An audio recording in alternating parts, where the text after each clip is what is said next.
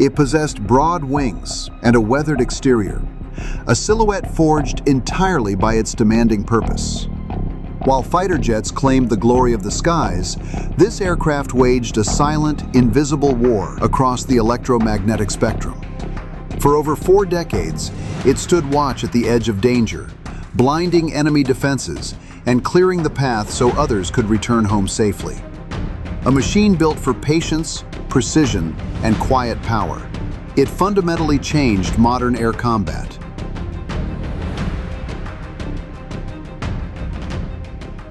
On the surface, it looks unassuming. Broad wings, weathered skin, a presence shaped more by purpose than beauty. But this aircraft was never meant to be admired from afar. Nope, the EA-6 Prowler was built to fight a different kind of war, one waged in silence, across invisible frequencies, where the first side to be seen, often lost. For more than 4 decades, the Prowler stood watch at the edge of danger, carrier decks and forward airfields, and flew ahead of the strike, into the threat, to blind enemy defenses and clear the way for others to survive. It didn't seek the spotlight, yet few aircraft have had a greater impact on how wars are fought. This is the story of the EA-6 Prowler, a machine of patience, precision, and quiet power, and the crews who mastered the unseen battlefield. The EA-6B Prowler's primary mission is electronic warfare. To pull in signals, to jam signals, and with its HARM missile to preemptively take out some transmitters, radar sites primarily.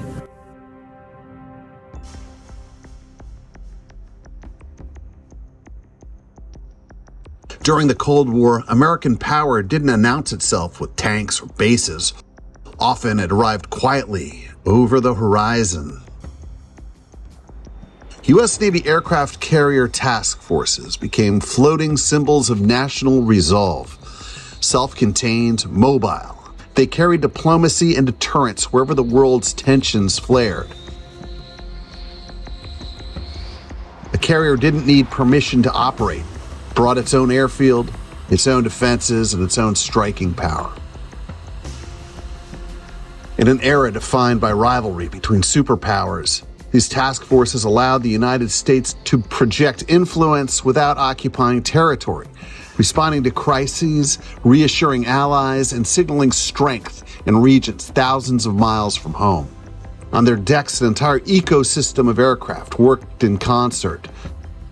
Fighters like the F-14 Tomcat guarded the skies. Attack aircraft like the A-7 Corsair II delivered precision strikes. Together they formed a tightly choreographed ballet of speed, power, and discipline. But as air defenses grew more sophisticated, power projection required more than speed and agility. By the 1970s, the battlefield had expanded into a new domain. Radar systems could see farther, surface-to-air missiles could reach higher, communication networks could coordinate defenses faster than ever before. To survive, carrier air wings needed protection that could not be seen. Electronic warfare became the quiet force multiplier, the difference between a strike that succeeded and one that would never make it home. For the U.S. Navy, the center of that mission was the EA-6 Prowler. Flying ahead of strike packages, it silenced enemy radar, confused missile systems, and created windows of opportunity where none would have existed. In the Cold War standoff, where escalation could be catastrophic, the Prowler gave task forces a decisive edge, not through brute force, but through control of the invisible battle space.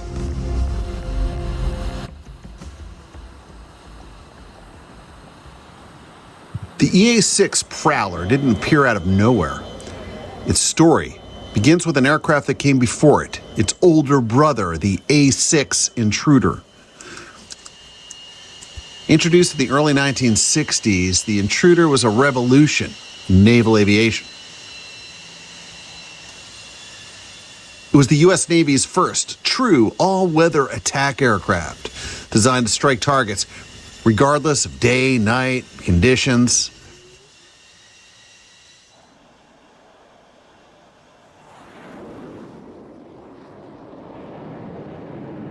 With its side-by-side crew, advanced navigation system, and long endurance, the A-6 gave carrier commanders something they never had before: the ability to hit precisely at any time, in any weather. The Intruder proved that technology and teamwork could overcome visibility, terrain, and weather. In Vietnam, the A-6 Intruder became one of the most important and most heavily tasked aircraft in the U.S. Navy's arsenal. While speedier jets waited for clear skies, the Intruder went in when conditions were at their worst. Night missions, monsoons, low ceilings, poor visibility. Flying low and slow, often deep inland, A-6 crews struck supply routes, bridges, and heavily defended targets that others could not reach. Over the course of the Vietnam War, the A-6 Intruder flew thousands of combat sorties, becoming one of the Navy's most relied upon strike aircraft. Intruders were central to major operations like Rolling Thunder and Linebacker, attacking heavily defended targets in North Vietnam that demanded precision and persistence. Bridges, rail yards, supply depots, and airfields. At the height of the conflict, the A-6 Intruder was often among the first aircraft in and the last to leave. Their ability to penetrate deep inland made them indispensable, but it also left them constantly exposed.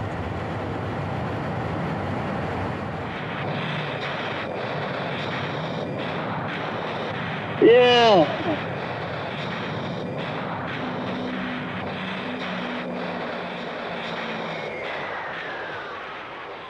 Under the weight of relentless air assault, North Vietnam looked for help, and the Soviet Union was quick to answer. For Moscow, Vietnam was not just a regional conflict, it was a proving ground, an opportunity to challenge American air power on the global stage without direct confrontation. What followed was a dramatic escalation. The Soviets supplied North Vietnam with modern, radar-guided surface-to-air missiles, most notably the SA-2 Guideline. Launching towers, powerful search radars, and high-altitude interception transformed the skies over Vietnam into the most dangerous airspace in the world. These missiles could reach higher and strike farther than anything U.S. pilots had previously faced. Aircraft that once flew with relative impunity now found themselves tracked from miles away. U.S. aircraft losses mounted. Crews were forced to fly lower, altering tactics, but also exposing themselves to even more threats. The effectiveness of surface-to-air missiles forced the U.S. Navy to confront a new reality. To survive modern air defenses, strike aircraft would need more than speed and firepower. They would need protection from the unseen. Rather than start from scratch, the Navy turned to a proven platform already battle-tested over Vietnam. From the rugged, all-weather A-6 Intruder would come a new aircraft. The A-6B Prowler is flown by a crew of 4, a single pilot and 3 electronic countermeasure officers. The 2 ECMOs in the back, ECMO 2 and ECMO 3, are responsible for running the heart of the EA-6B, the ALQ-99 weapon system. The pilot's responsibility is to get the airplane where it needs to go and control the airplane at all times. ECMO 1's responsibility is all the communications, navigation, and running the radar. The biggest transformation was under the hood. Inside the airframe, the Prowler underwent a complete electronic overhaul. Miles of wiring, racks of receivers, and systems designed to listen, analyze, and respond in real time. Expanding the crew required an airframe redesign. The forward fuselage was lengthened, and the cockpit and internal systems were reworked to transform a 2-seat attack aircraft into a 4-seat electronic warfare platform. Mounted atop the vertical stabilizer, a new antenna fairing housed critical sensors designed to detect, classify, and track enemy radar emissions. The prominent addition gave the aircraft a clearer view of the electromagnetic battlefield. Before the Prowler could fly operational missions, it had to prove that it could protect its crew. For the Prowler, Grumman turned to the Martin Baker GRU 70A ejection seat. This seat was part of Martin Baker's Mark 7 series, a tried and true rocket-assisted ejection system used across several Navy jets. It was designed for zero altitude, zero airspeed capability, allowing safe escape, even while on the ground. Ejection seat testing was a critical step, especially in an aircraft carrying 4 crewmen instead of 2.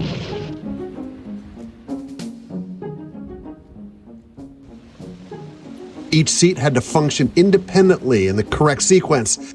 The electronics warfare officer in the rear right seat is the first to eject from an EA-6B Prowler. Next comes the rear left seat, then the front right, and finally, the pilot. Engineers installed the seats into prototype airframes using test dummies covered in sensors designed to measure forces acting on the human body during ejection. To safely recover equipment and gather data, many of the tests were conducted near water. Airframes positioned close to ponds, allowing crews to retrieve the dummies and parachutes after each launch. Each successful test brought confidence, and by the late spring of 1968, Grumman's Prowler was ready to take to the sky.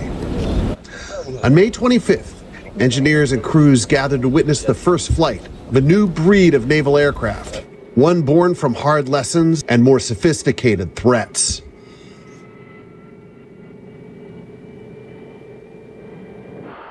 With its expanded fuselage and complex systems on board, the aircraft lifted from the runway. And with this initial flight, the future of naval air combat was on its way. The EA-6B is powered by 2 non-afterburning J52 P408 Alpha engines, each putting out 10,300 pounds of thrust each. These engines had been battle tested in the Prowler's older brother, the A-6 Intruder. But now it's time to see how the altered airframe fared in the rigors of aircraft carrier operations. At Patuxent River Naval Air Station in Maryland, the Prowler was put through its paces on carrier takeoff and landings. Bringing the Prowler aboard a carrier was going to demand precision. At Pax River, the aircraft went through rigorous landing tests, measuring how its lengthened fuselage, added weight, and modified center of gravity would behave in the demanding environment of carrier ops. Approach speeds, descent rates, and arresting loads all had to be carefully evaluated before testing on an actual aircraft carrier. The final step for the Prowler was testing at sea.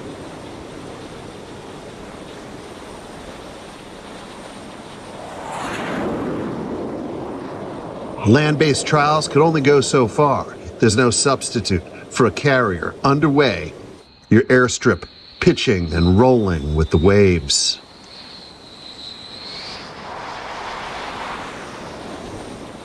Once those trials were complete, the EA-6B Prowler entered service in 1971. The Prowler brought something entirely new to the fleet. Carrier air wings now had a dedicated platform built to control the electromagnetic battle space, to detect enemy radar, disrupt communication, and protect strike aircraft in real time.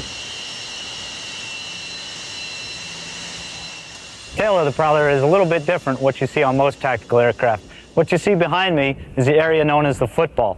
What's contained inside of the football is all of our receivers for the ALQ-99 system.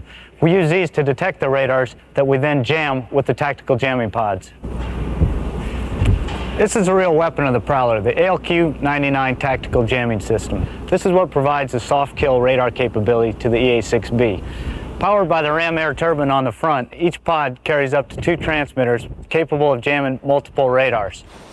Depending on the mission, the Prowler is capable of carrying up to 5 of these pods on any 5 of its weapon stations. Each ALQ-99 pod detected radar signals, analyzed their frequency, and responded with precise targeted jamming. By flooding those frequencies with noise or deceptive signals, the Prowler could break a radar's ability to track, guide, or even recognize a target. In the EA-6B, a typical EA-6B crew are 4 people. The pilot sits on the left. He's actually flying the airplane. The guy that sits in the front right, he is the navigator communicator for the flight. The real business of the EA-6B happens in the back. And the cockpit back there, the 2 guys sit back there, work the jammers and the receivers. With 4 people in the jet, and you got a lot of radios going, it requires a lot of crew coordination to be an effective crew. Everybody's got to know when it's their turn to talk, everybody's got to know what their job is, and everybody has to execute perfectly. By 1974, the grizzled veterans of a carrier deck included the F-4 Phantom and the smaller A-4 Skyhawk. Early warning was provided by the Eye in the Sky, the Grumman E-2 Hawkeye. The A-6 Intruder was still going strong. And then there was the brash newcomer, the F-14 Tomcat, and the aging veteran, the A-7 Corsair II. Joining the stable of aircraft was the newest arrow in the Navy's quiver, one designed to control the battle space itself. The EA-6B Prowler operated at the leading edge of every mission. As it climbed from the carrier deck and pushed towards contested airspace, its systems were already at work, scanning for radar emissions, mapping threat locations, and identifying signal types in real time. Inside the aircraft, electronic warfare officers managed a constant flow of information.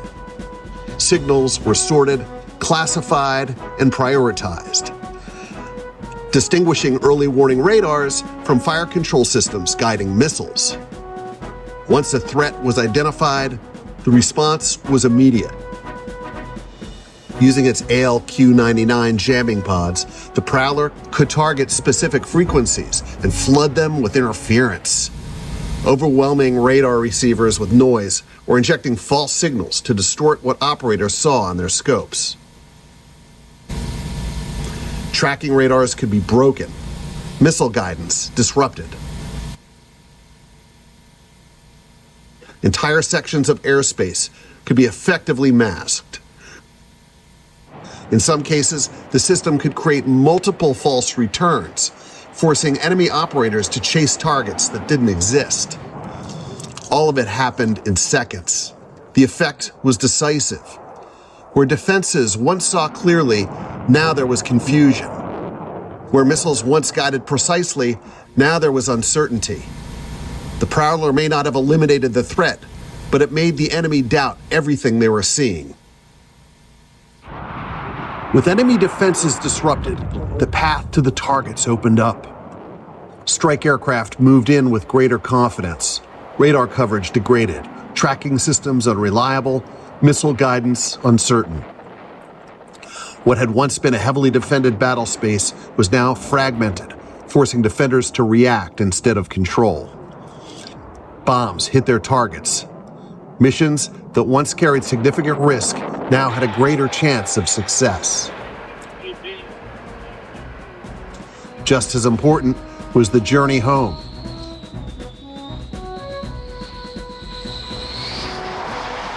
With the Prowler maintaining its electronic shield, aircraft could exit hostile airspace with reduced exposure, breaking radar contact and limiting follow-on threats. The impact was immediate. Across the fleet, missions became more survivable. Strike packages operated with greater reach and flexibility, and Navy pilots knew that when a Prowler was overhead, the odds were in their favor.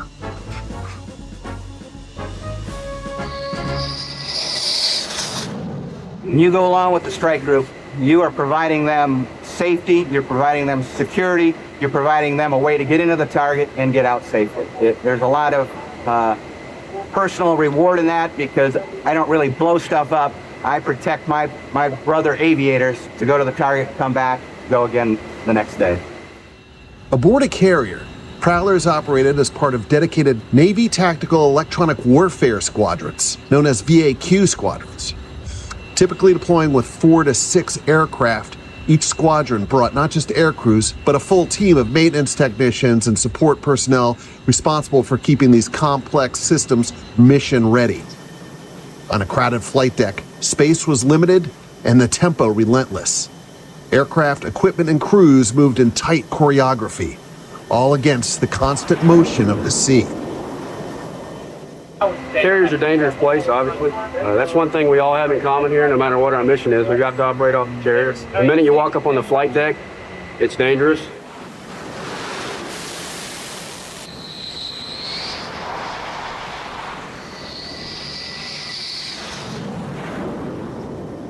Taxi in less than ideal conditions, and you take the cat shot off the front end of the boat. That's a rush. That's one of the most exciting things we do. Going from 0 to 150 in 2.5 seconds. No one can deny that that's a thrill.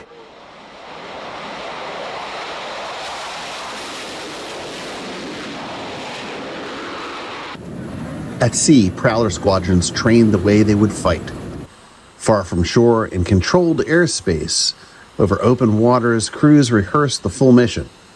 Detection, coordination, and electronic attack, refining skills that have been built over decades.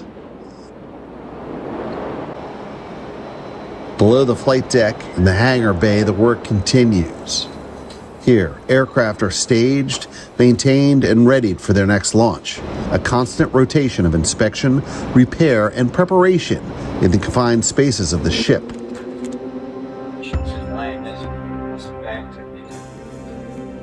For Electronic Squadron 141, the Shadowhawks, this routine carries a long history. Established in 1987 at Naval Air Station Whidbey Island, the squadron quickly became a core part of carrier air wing operations. From the Mediterranean to the Middle East, the Shadowhawks deployed repeatedly throughout the 1990s and early 2000s, supporting operations over Iraq, the Balkans, and beyond. They were among the first to bring the Prowler's full capability into combat, combining electronic warfare with anti-radiation strikes. Before each launch, the focus narrows. Air crews and maintenance work side by side, inspecting surfaces, checking systems, and preparing the aircraft for flight. Every detail matters. The Prowler's mission depends not only on the aircraft, but on the precision of the systems it carries, sensors, receivers, and transmitters. All of it needed to function flawlessly in a dynamic environment. Final checks are deliberate. Fuel, control surfaces, external pods, each verified in sequence. On a carrier, there's no margin for oversight. Once airborne, the aircraft and crews are committed. Trust in the machine and in the team is absolute. When the signal comes, everything moves quickly. In a matter of seconds, the Prowler is airborne, accelerating from steel deck to open sky. For the Shadowhawks, another mission is underway.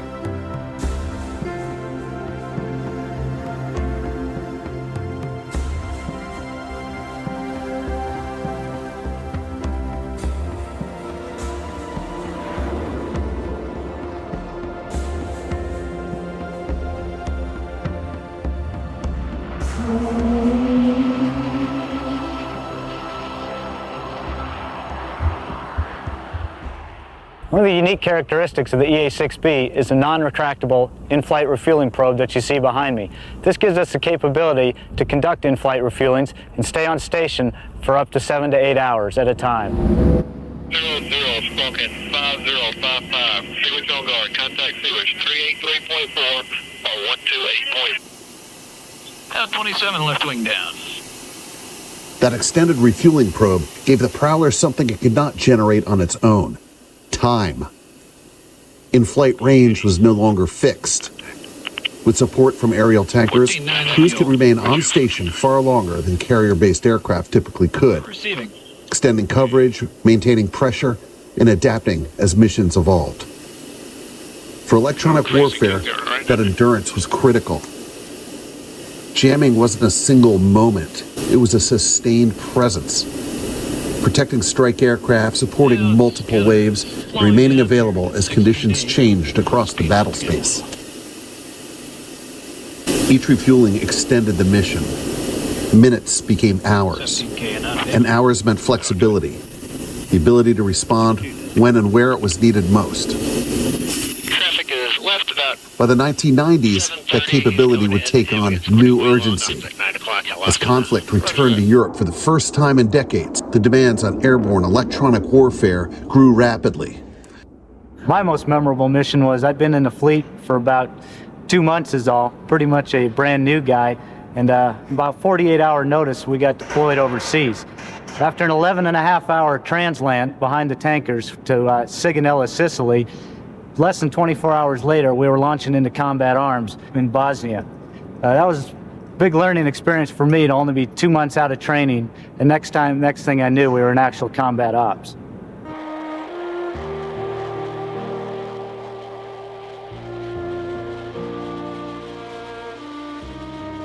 As the conflict in the Balkans unfolded, entire communities were caught in the violence.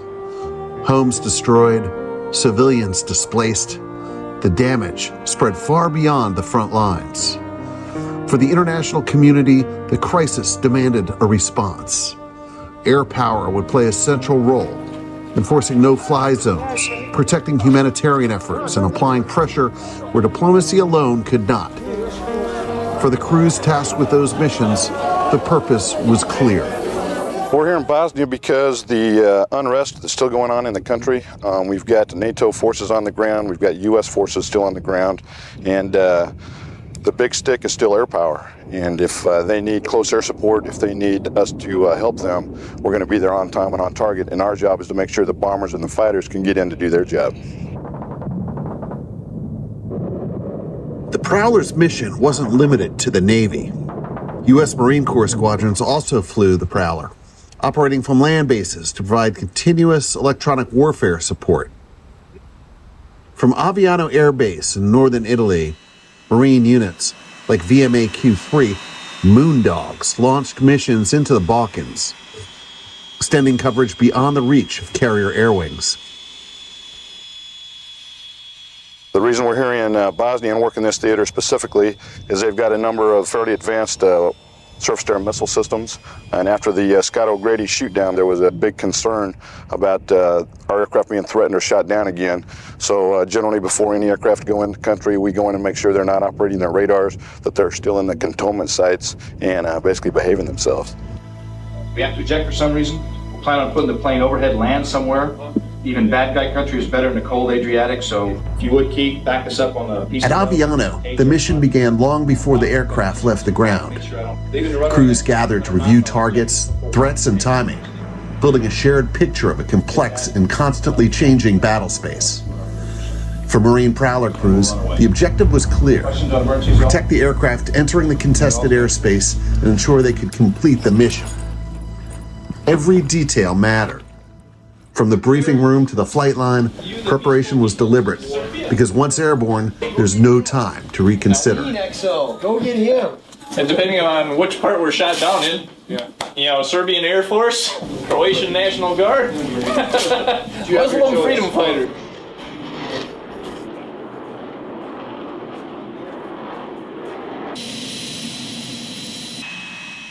From Aviano, Marine Prowler crews stepped directly into ongoing operations.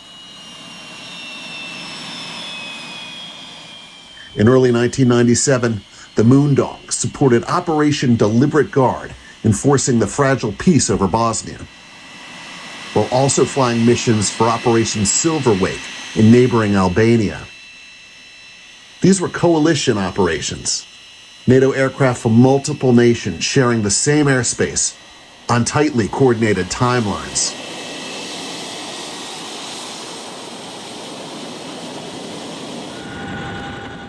There's probably not a mission you go on that doesn't have at least 3 or 4 countries involved in that mission, which makes it interesting when you're trying to do mission planning and you got Germans, Italians, English, and all sorts of different countries come together. NATO operations over the Balkans brought together the largest multinational air force assembled since the Gulf War. Aircraft from across Europe and North America flew side by side, coordinating missions, sharing airspace, and operating as a united force. For Prowler crews, this meant more than executing their own mission. It meant integrating seamlessly into a multinational force under conditions that were constantly evolving. The EA-6B has two pretty effective ways to suppress enemy air defenses. We can soft kill or hard kill the target. By soft kill, we mean temporarily down their radars using our jamming system so that they can't find the strikers going into a target. By hard kill, we mean using our HARM missile, the high-speed anti-radiation missile, to hopefully down that emitter for a longer period of time. The second enemy radars lit up, the HARM missile locked in on the target. This is the AGM-88 high-speed anti-radiation missile. Provides a hard kill capability to the EA-6B. By homing in on the enemy radars, it can destroy the radar right at the source. It saw a lot of action during Desert Storm and is being used throughout the world today. Back during the first Gulf War, the Prowler faced a different kind of test. As tensions rose in the Persian Gulf, U.S. carrier groups moved in. Iraq's invasion of Kuwait in 1990 set the stage for a broad international response. Diplomacy gave way to deadlines, the possibility of war. When the air campaign began, the skies over Baghdad turned into one of the most heavily defended environments in the world. Radar systems, anti-aircraft artillery, and surface-to-air missiles formed a dense and coordinated attack designed to challenge any aircraft that dared to enter. In Desert Storm, the Prowler rarely worked alone. Flying along aircraft like the F-A-18 Hornet became part of a coordinated effort to dismantle Iraq's air defenses.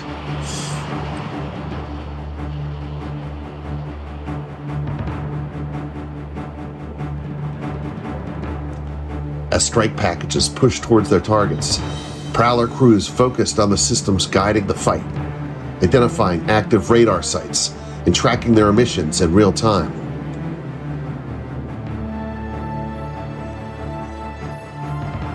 When those threats revealed themselves, the response was immediate. Anti-radiation missiles streaked towards the source, homing in on radar signals with precision. In seconds, his tracking systems were silenced. With defenses disrupted, F-A-18 Hornets pressed their attack against command centers, infrastructure, and key military targets.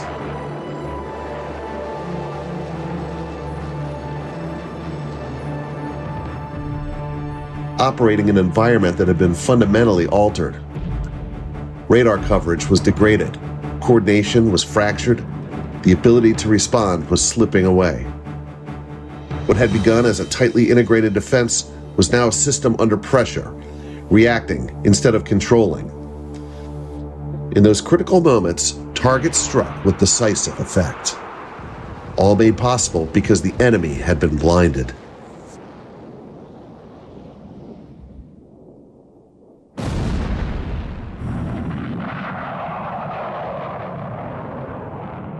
Good examples of teamwork that has to be done in a Prowler is launching one of those high-speed anti-radiation missiles. It requires at least 3 of the 4 crew members in the airplane. The guy in the back will build all the package for you to tell the missile what it's looking to go after. The front right, ECMO 1, is the one that's going to have to send that information to the missile and arm the missile. And then it's going to be up to the pilot to get the aircraft pointed in the correct direction and actually pull the trigger.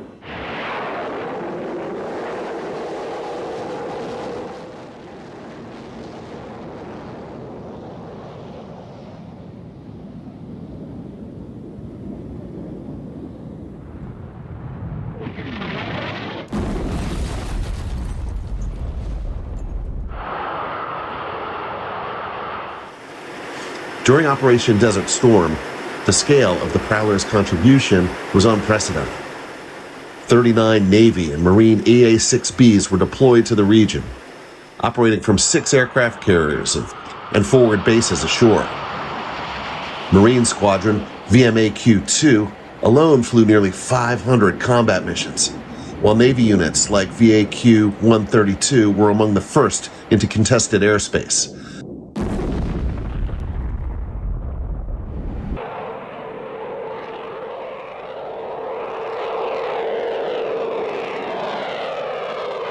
Desert Storm was a watershed event for the EA-6B. That's where the EA-6B really proved its worth. Prior to Desert Storm, a lot of the tactics were, for the attack guys, were to go in at a low altitude to get underneath the missile systems.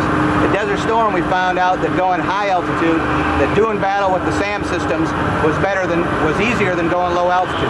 And the reason for that was because the EA-6B was there. The EA-6B provided a sanctuary for the attack aircraft going in. The dawn of the 21st century ushered in a new era for the EA-6B Prowler. As traditional air defense threats gave way to insurgent warfare, the Prowler adapted once again. In Iraq and Afghanistan, crews began using their electronic warfare systems to counter improvised explosive devices, jamming signals from mobile devices like cell phones and garage door openers. All the while, crews continued at their core mission, supporting strike operations, protecting coalition aircraft, and suppressing enemy defenses across multiple theaters. But Father Time was catching up. A new generation of electronic warfare aircraft began to take over the mission. Navy squadrons transitioned first, completing their final deployments by 2015. The Marine Corps carried the Prowler forward for a few more years, until in March of 2019, after nearly 5 decades of service, the last EA-6B made its final flight. For nearly half a century, the EA-6B Prowler flew at the leading edge of every conflict. Understated, but always present. It didn't rely on speed or firepower alone. Its strength was something less visible and far more decisive. Across generations of air crews and maintenance personnel, the mission remained the same. Protect their brothers in arms by shaping the battlefield long before the battle began.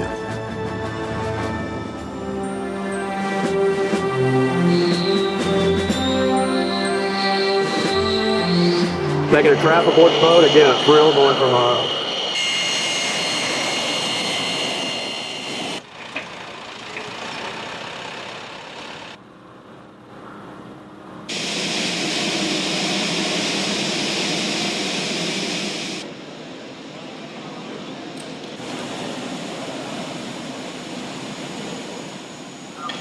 How you needle around on the VOR frequency.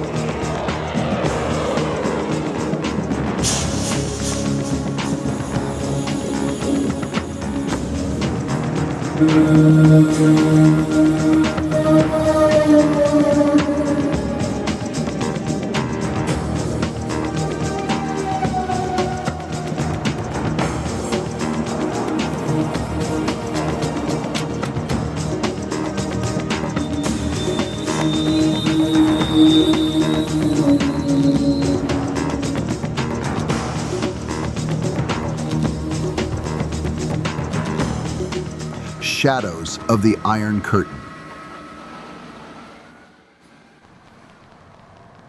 The numerical inferiority of NATO's forces doesn't tell the whole story. Some military experts take comfort in the assertion that the quality of NATO's men and machines is superior. This is the Prowler, an aircraft that sets out to identify the enemy's radar defenses. Basically, the Prowler is a high-speed electronic spy, packed with sophisticated sensors. It has 2 radar radomes to seek out the enemy. It has 9 electronic countermeasure antennae to confuse the enemy if and when it's spotted. Good morning, gentlemen. This will be your brief for the event that launches at 1300 today. Today's mission will be an exercise in support jamming with a bomber strike group against the pre-brief target Alpha, which is a bridge linking the Orange... 4,000 miles from the probable theatre of war, Prowler pilots and intelligence officers are briefed for a training mission. They'll fly a plane whose task is to put itself at risk in order to gather instant intelligence. The Prowler's objective is to tease the enemy radar into activity so that it can be identified. Once it's done so, the Prowler tries to jam the enemy radar signal. But in jamming the radar, the Prowler itself becomes vulnerable, because enemy missiles may follow the jamming beam to home in on the aircraft itself. The Prowler spots this and switches off its jammer, but the missile may have identified the Prowler by this time, so it follows its own radar. Prowler tries to jam the missile's radar, and if that doesn't work, it also has the ability to project a ghost image of itself in the hope a missile may follow that. As a last resort, it may discharge chaff, metal shavings, to confuse the missiles, the same idea used by bombers on both sides in the Second World War. You have to be able to make your own decisions and do them rapidly as to exactly what set of circumstances are you under and what's the best thing to use. When to press the button. When to press the button. As far as an electronic countermeasure officer is concerned, he makes those type of decisions in a mission scenario thousands of times during a flight. It's just, what am I going to do next? And you have to constantly be on the next thing to do and think ahead of the airplane and the system. Where is the airplane going to be within the next few seconds? What decisions do I need to make within the next few seconds? What new things have came up that I wasn't briefed about? Pushing the button goes back, if in our context, is directly related to how much homework you put in. It's like everything else. What you get out of it is what you put into it. We figure maybe on a mission like we're flying today, 2 hours for every hour of flight time. 2 hours homework. 2 hours of homework for every hour of flight time. On some missions, I've seen it go as high as 20 to 1.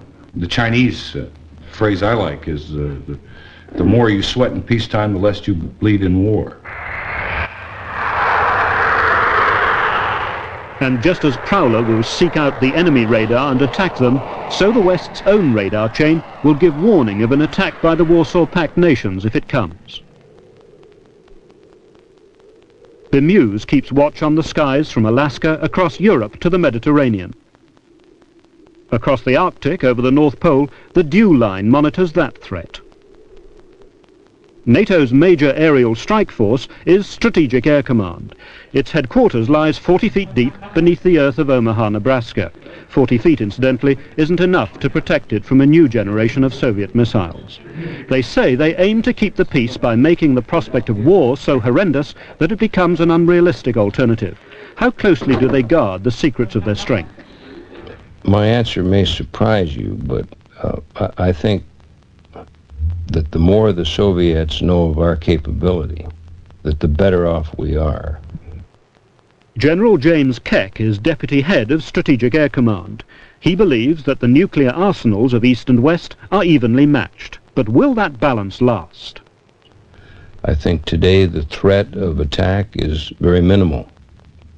I don't think that any rational nation or even irrational nation would look to the use of nuclear weapons, because it would just be foolish in the extreme. It would be self-destruction. What we're really concerned about is not today but tomorrow, because the forces we have today were established and given to us some years ago by actions taken by people in my position then. What our forces will look like tomorrow will depend on decisions we make today. And the real threat, as we see it, is a momentum that's been achieved by the Soviet Union. I don't know if this can be turned around or whether it will be necessary for us to go along and increase our momentum to keep pace. Keck's assessments are based on electronic eavesdropping carried out by planes such as the RC-135V. Its job is to fly along the borders of the nations of the Eastern Bloc, but how close to those frontiers, NATO aren't saying. We respect the territorial rights and the territorial boundaries, if you will. So we are frequently intercepted, and we intercept Soviet collectors, usually around Alaska. As far as the depth in which we can look, it's significant, but here again, I'm very sorry, but I can't tell you specifically because we're getting into a classified area. In a simulator so secret we weren't allowed to film parts of it, Prowler pilots fly mock wartime missions once every 2 months. We're coming to a turn point, getting ready to go into the target area. They're looking at us with... They play a game of cat and mouse with simulated enemy radar and missile sites. And hopefully I'm getting into them, denying them information to look at our strike group. I'm continuing to jam, but right now I'm having difficulty picking up signals. Why is that? There they came back. Must have been associated with the computer light. Pilots flying actual intelligence-gathering missions are highly vulnerable. In 14 years, more than 100 US aircrew have been shot down and killed. Still jamming? I'm still jamming, but again, I just lost my signals. What's going wrong? I don't know. I don't have any indications right now. My power out is still good. And checking my antenna steering looks good. So what's wrong? I'm not certain. There are no indications of no signals at this point. They're coming back. What if he sends a missile up at you now? Hopefully I'm denying him information to do that. We'll just pull off the target area. We're headed back out. Successful mission. Successful mission. To plug a gap in NATO's defences, it's forecast that this aircraft, AWACS with its spinning radar dome, or its British equivalent Nimrod, which the government today announced a firm decision to develop, will soon give the West the ability to look far over the horizon to spot missiles as soon as they're launched. And the very latest US electronic spy is the new Cobra Dane radar that sits at the end of the chain of the Aleutian Islands in the Pacific Ocean. It's there to watch the test area into which the Soviet Union fires its ballistic missiles. Its second function is as another part of the worldwide radar chain that would give warning of a strategic missile attack on NATO, this time through America's back door. On the battlefield, the NATO soldier is equipped to know what's going on round him better than ever before.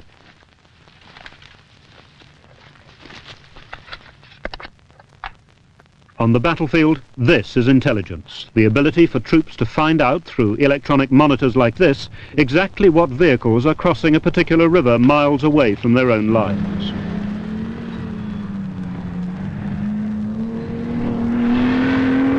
The ability to tell through devices left buried in the ground whether vibrations are made by animals or marching feet. This is the United States Army in training. They're training for a war that would take place 3,000 miles away in Europe. A war which, according to some experts, NATO is in no position to win.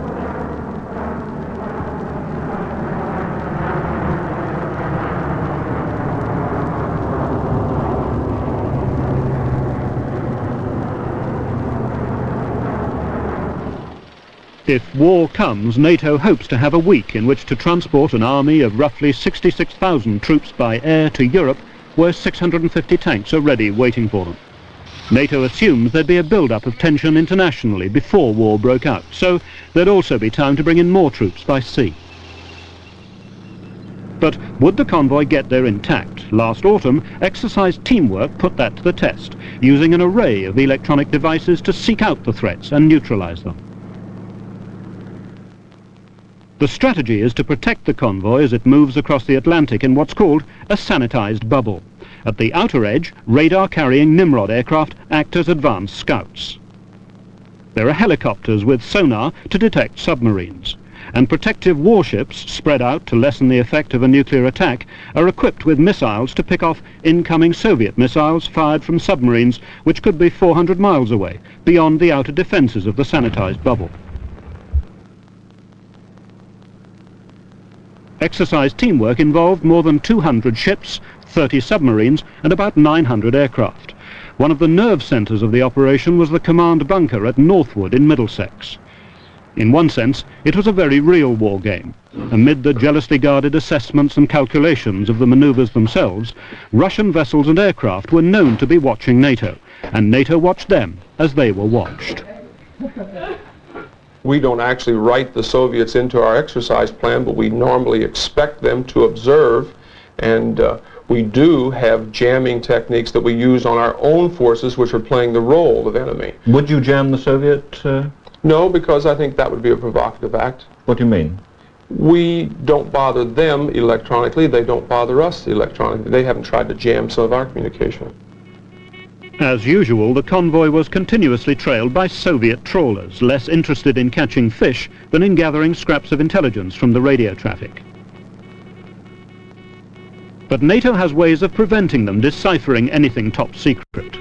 Communications has become very complicated and supposedly sophisticated with the introduction of computers, small, large, and medium. And most messages of any significance are sent on a one-time code that the computer makes a new code up each time for each message. So that even if the code is broken, it's of no value to the enemy? It would take enormous amounts of time on their computers somewhere ashore to break down that one message code, and it wouldn't help them on any other message. So that once the code's been used once, it's never used again? That's about it. The computer can make up, an infinitesimal number of codes. Do the Soviets do the same thing? Presumably so. So your boys have exactly the same sort of problem? Yes, we think we're a little better at it, though. But a certain amount of intelligence gathering about the strength of the other side is allowed in the rules of the game. These NATO maneuvers were watched by Soviet military observers under the terms of the Helsinki Agreement of 1975. It's now an open secret that NATO's strength in conventional weapons is falling far behind that of the communist nations of the Warsaw Pact. In infantry divisions, NATO has 18, the Warsaw Pact 36. Combat troops, 1,175,000 against 1,205,000. Tactical aircraft, 2,950 against 5,300.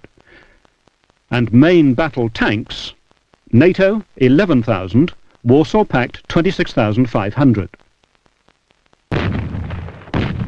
NATO's intelligence experts debate these basic questions. How superior are the Soviets? Before a war, would there be a build-up of tension? And do the Soviets secretly intend to attack in Europe?